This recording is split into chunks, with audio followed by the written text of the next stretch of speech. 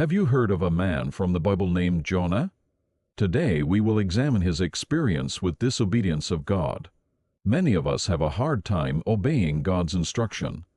Jonah had a calling and purpose to accomplish what seemed impossible for him at the time. He faced the challenge within himself to choose between two roads, the righteous road and the road of disobedience. Once upon a time, in the land of Israel, there was a man named Jonah. Now, Jonah wasn't just any man, he was a prophet, which means God gave him special messages to share with people. One day, God spoke to Jonah and said, "Jonah, I have an important mission for you. Go to the city of Nineveh and tell the people there to stop doing bad things. Their actions are hurting people and making me very sad." Now, Nineveh was a big, powerful city, but the people there were known for being mean and doing wrong things. They didn't follow God, and Jonah knew it. He thought, "Why should I help the people of Nineveh? They don't deserve it." Jonah didn't like the idea one bit. So, instead of following God's command, Jonah decided to run away. Instead of going to Nineveh, Jonah went to a port called Joppa. There he found a ship heading in the opposite direction, to a far-off place called Tarshish.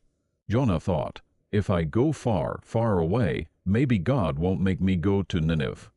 So Jonah got on the ship and sailed away. But God saw Jonah, and he knew exactly where he was going.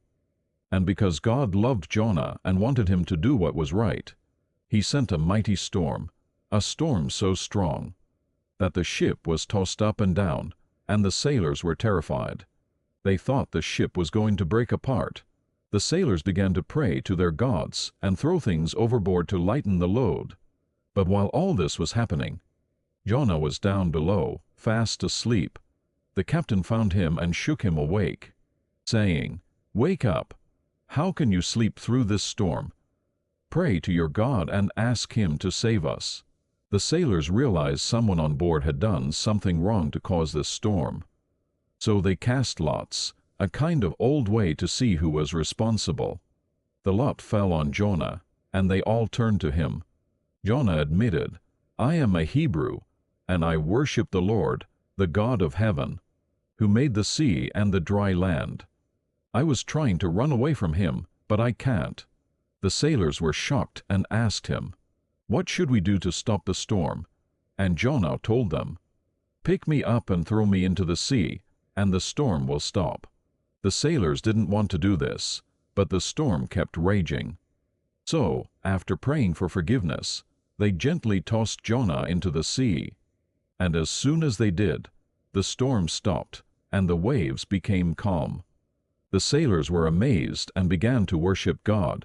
Just when it looked like Jonah would sink, something incredible happened. God sent a big fish, a fish so huge that it swallowed Jonah in one big gulp.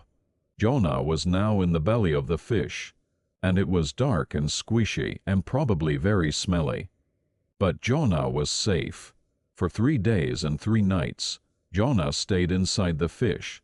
While he was there, Jonah prayed to God. He realized how much he needed God, and he thanked him for saving him, even though he had disobeyed. Jonah prayed, "In my distress I called to the Lord, and he answered me. When my life was fainting away, I remembered the Lord, and my prayer came to you." Jonah chapter 2 verse 2 through 7. He told God he was sorry and promised to listen to him from now on. After 3 days, God told the fish to spit Jonah out onto dry land. With a big splash, Jonah landed on the shore, safe and sound. This time, Jonah listened to God.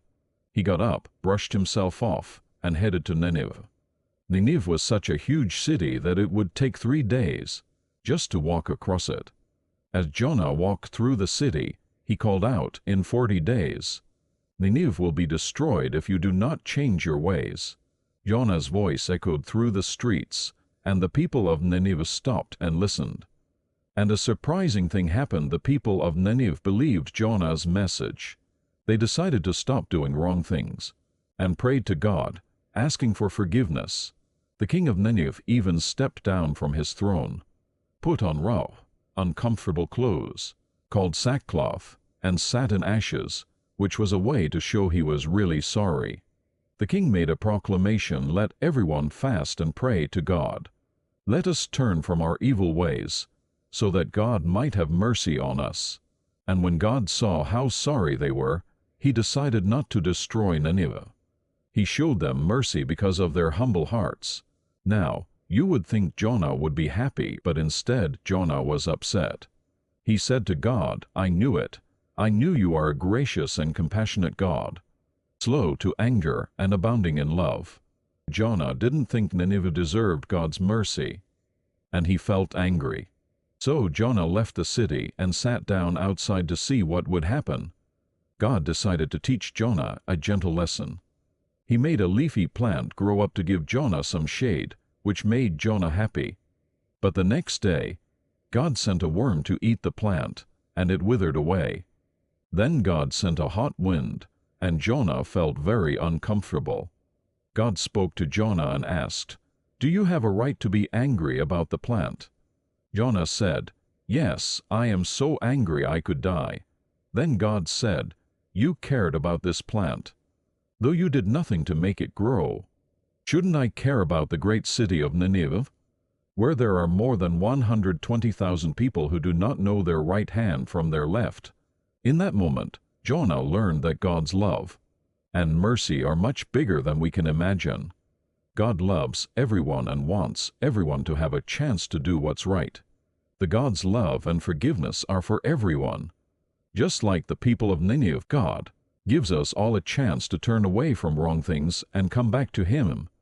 Jonah teaches us that God's compassion goes beyond what we think is fair. God is always ready to forgive us and wants us to share that love with others, even those we might not think deserve it. The story of Jonah, the story of second chances, of listening to God, and of His amazing love that goes out to everyone.